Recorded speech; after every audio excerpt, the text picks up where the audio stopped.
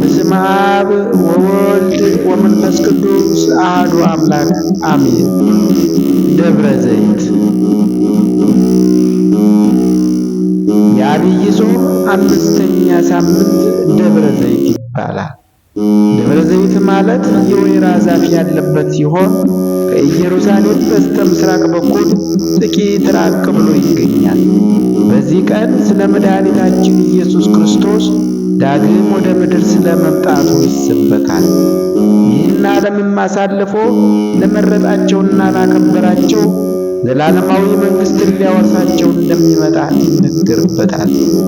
ይህ ቀንም እኩለ ጾም በመባል የሚታወቅ ሲሆን በዚህች በተለየች ቀንም ሁሉ እንደየሥራው እንደየፍርዱ ከአምላክ የሚቀበልበት መሆኑ መልካም ላደረጉ መልካም እንደሚመለስላቸው፣ ክፉም ላደረጉ የክፋታቸውን ዋጋ እንደሚያገኙ ይሰበካል።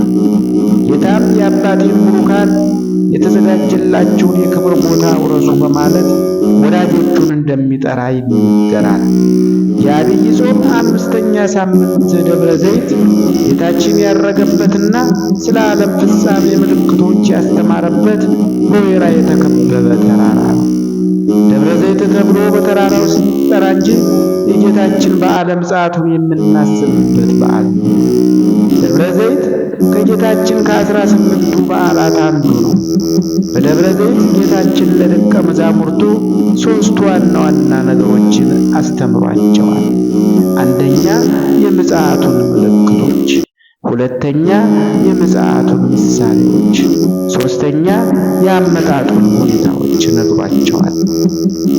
የምጽአቱ ምልክቶች የሐሰተኞች ነቢያት በክርስቶስ ስም መነሳት፣ ልዩ ልዩ የጦር የመሳሪያ አይነት መሰራት፣ የጦርና የጦር ወሬ መብዛት፣ የረሃብ መከሰት፣ የቸነፈር ብዛት ወይም አዳዲስ ሕመሞች መምጣት፣ ሕዝብ በሕዝብ ላይ መነሳት፣ መንግሥት በመንግሥት ላይ መነሳት፣ ብዙ ሰዎች ሃይማኖታቸውን መካድ፣ የአመፃ መብዛት፣ ከሰው ልብ ውስጥ የፍቅር መቀዝቀዝ፣ ቅዱስ ወንጌል በዓለም መሰበክ፣ ርኩሱ በቅዱሱ ስፍራ መቆም፣ ደጋግ ሰዎች ለመከራ ተላልፈው መሰጠት፣ መገረፍ፣ መሞት፣ እነዚህና የመሳሰሉት የምጽአቱ ምልክቶች ናቸው። የምጽአቱ መቅረብ ምሳሌዎች የምንላቸው የበለስ መለምለም፣ በለስ በክረምት አትለመልምም፣ በበጋ ነው የምትለመልመው። የበለስ መለምለም የክረምቱን ማለፍ የበጋውን መምጣት ወይም የመከሩን መድረስ ታስረዳለች። የበለስ መለምለም የመከር መድረስ ምልክት እንደሆነ የምጥ ጣር መጀመሪያ ምጽአት እንደቀረበ ያስረዳል። አመጣጡ እንደ መብረቅ በዝናብ ጊዜ ሳይታይ እንደሚመጣ ሁሉ ክርስቶስም እንዲሁ ባልታሰበበት ሰዓት ይመጣል። ሁለተኛ እንደ ሌባ በሌሊት ባለቤቱ ባላሰበበት ባልጠበቀበት ሰዓት ይመጣል።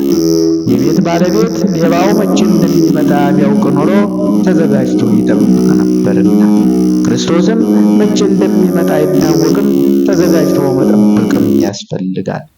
ሦስተኛ እንደ ኖህ ዘመን የጥፋት ውሃ በኖህ ዘመን ለነበሩ ሰዎች ባላሰቡት ባልጠበቁት ሰዓት መጥቶ አጥፍቷቸዋል። ክርስቶስም ባልታሰበበት ሰዓት መጥቶ ይህን ዓለም ያሳልፈዋል።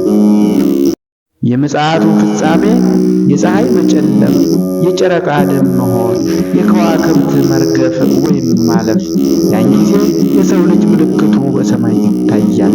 ሰማይና ምድር ያልፋሉ፣ ሙታን ይነሳሉ፣ አውሬ የበላው ውሃ የወሰደው በጦር የሞተው በምንም አይነት ሞት የሞቱት ሁሉ ይነሳሉ።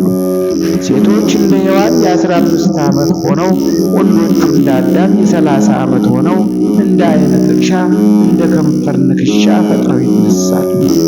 ምድር አደራዋን ትሰጣለች፣ በነፋስ እንደ ኳስ ትጠቀለላለች፣ ከነበረችበት ወዳልነበረችበት ይወስዳታል። የነፍስ ሥራዋ ይገለጻል። ኃጥአን በግራው ጻድቃን በቀኙ ይቆማሉ። ስድስቱ ቃላተ ወንጌል ለምስክርነት በጥያቄ ይቀርባሉ። ለጻድቃን ይፈረድላቸዋል።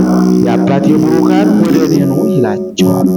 ከፀሐይ 7 እጅ አብርተው አምላካቸውን መስለው ወደ መንግሥተ ሰማያት ይሄዳሉ። በኃጥአን ደግሞ ይፈረድባቸዋል። እናንተ ርጉማን ሂዱ ይላቸዋል። በቁራ 7 እጅ ጠቁረው አለቃቸው ዲያብሎስን መስለው ወደ ገሃነም ይሄዳሉ። የበዓሉ ረድኤትና በረከት አይለየን። ጾሙ በረከቱን ያድለን ለዘለዓለሙ አሜን።